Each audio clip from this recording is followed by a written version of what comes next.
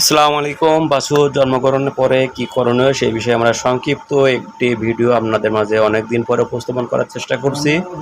প্রিয় খামারি বন্ধুগণ, আমরা যে বাছুরটা দেখছি এই বাছুরটি গতকাল রাত্রে হয়েছে। আমরা সকালে বাছুরটির যে কাজগুলো সম্পন্ন করলাম পর্যায়ক্রমে, সেটি হলো বাছুরদেরকে আমরা একটি হার্ব অয়েল অথবা কমপ্লেক্স অয়েল পরামর্শ দিলাম তার নাভিতে লাগাবে এবং পবিসেপ দিয়ে বা পবিডেন দিয়ে পরিষ্কার করতে হবে, যাতে নোংরা ময়লা জীবাণু সেখানে সংক্রমিত হয়ে কোনো ইনফেকশন না হয়।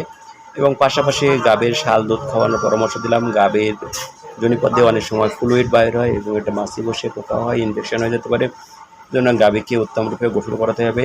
পর্যায়ক্রমে বাছুরকেও করানো যেতে পারে। আর সকালে ও বিকালে বাছুরকে অবশ্যই সুন্দর রোদে রাখতে হবে এবং গাভীকে পর্যাপ্ত পরিমাণে কাঁচা ঘাস খাওয়াতে হবে।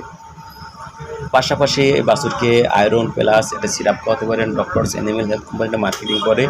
আপনি 50 মিলি করে খাওয়াবেন, 10 থেকে 10 দিন খাওয়ান। আর এর পাশাপাশি আপনি অবশ্যই গাভী দুধ বেশি হলে দুধ দহন করবেন। আর গাভীকে ক্যালসিয়াম খাওয়াবেন, এটিক্যাল সিরাপ, এটি খুবই ভালো মানের। আমাদের ভিডিওটি ভালো লাগলে লাইক দেবেন, কমেন্ট করবেন, শেয়ার দেবেন এবং নিউট্রি পাওয়ার খাওয়ালে দুধ বেশি হয়। ধন্যবাদ সবাইকে।